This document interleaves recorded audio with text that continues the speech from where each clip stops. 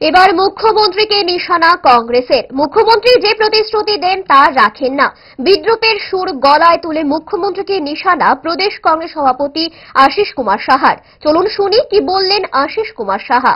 কোথায় মুখ্যমন্ত্রী যে প্রতিশ্রুতি দেন এই প্রতিশ্রুতি পর্যন্ত রক্ষা করেন না।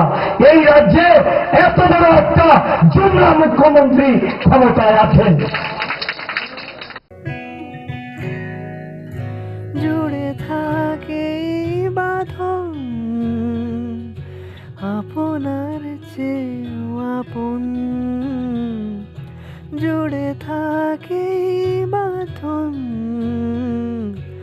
আপনার চেয়েও আপন, আপনার চেয়েও আপন।